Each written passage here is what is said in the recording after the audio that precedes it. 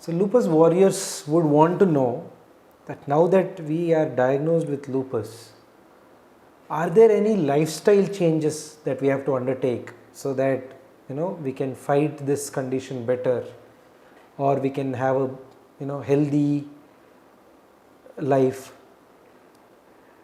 So I would like to see the lifestyle changes under 5 different headings.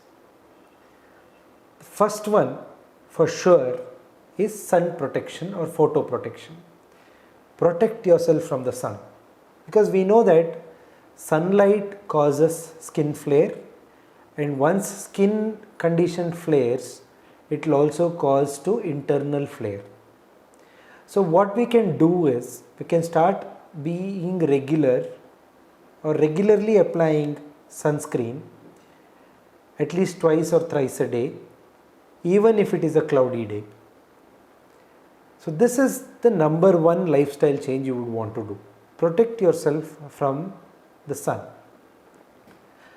Second one would be, as everybody tells, do some exercise. Whatever you can. It could be a simple walk, a brisk walk, or a slow jog, or basic exercise in the gym, or you could do yoga or something like that, aerobic class which is not very intense. Definitely take up some kind of physical activity, because physical activity, one, it definitely improves your mood. Second, it will prevent from the side effects because of your steroid dose. So steroids can cause weakening of bones, whereas exercise can cause strengthening of bones. So without some medication, you can strengthen your bones and muscles. So this is the second lifestyle change I would want you to do. So how often should you exercise? Ideally, you should exercise at least 5 times a week, maybe 1 hour, 40 minutes to 1 hour. At least 3 times is what I would tell my patients. Ideally, it would be 5 times a week. The third one, very easy for me to tell, is to manage your stress. I can't tell you reduce your stress, because all of us are stressed at some point. Manage your stress. How can we manage it better? We can manage it better by sleeping regularly. Get our sleep right, get our food habits right, have a balanced diet, do some exercise. All of this will take care of stress to some extent. Also, you should not consume things that are going to increase your stress, something like smoking. Definitely avoid smoking. It is not good for your health, nor is it good for your stress levels. You can also think of joining support groups where there are other lupus warriors from whom you can take some tips, tricks to deal with stress, to deal with pain, to deal with uncertainties of this enigmatic condition.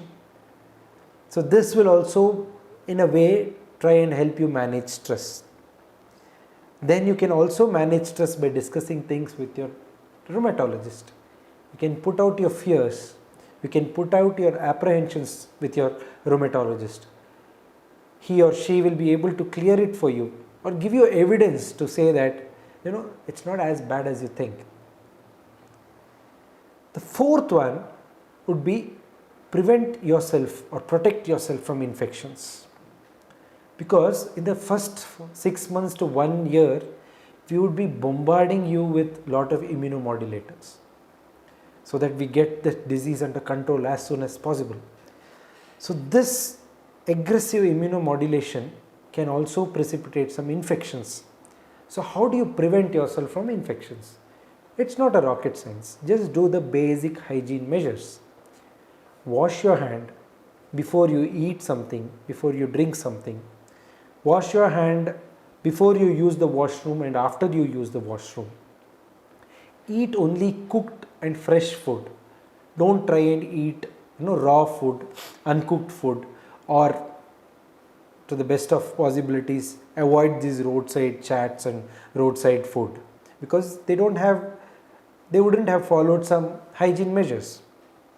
Then if there is a possibility that you can take a vaccine to prevent infections, definitely do that. Also, before doing this, talk to your rheumatologist about it. Always drink boiled and cooled water, and you should know the source of water from where it is coming. You are possibly at a restaurant, it would be worthwhile to buy a bottled water at that in such a scenario, rather than just drinking out of the table or out of the cup that is placed in front of you. So because water contains a lot of germs, and if it is not boiled and cooled well, then these germs wouldn't have died and it would cause some infections. So these are the basic infection protection measures. And the fifth and the most important thing, lifestyle change that you have to do, is schedule your hospital visit. Do not skip visiting your rheumatologist at regular intervals. If your rheumatologist has asked you to come at 4 weeks or 1 month, please be there. Don't give reasons, don't make up excuses. I know life is busy, you have so many things to do, but you and your life is more important than anything else that you have got to do. So go meet the rheumatologist, see what he or she has to say. It might be nothing, it might be just saying, hi, you're fine, let us continue the same thing. I think it is worth it. You should go visit, because some small issues will be picked by them even before you realize, and even before it can become very bad. So 5 key things: sun protection, exercise, manage your stress, prevent yourself from infections, and fifth and most important, schedule your clinic appointments regularly and follow it to the T.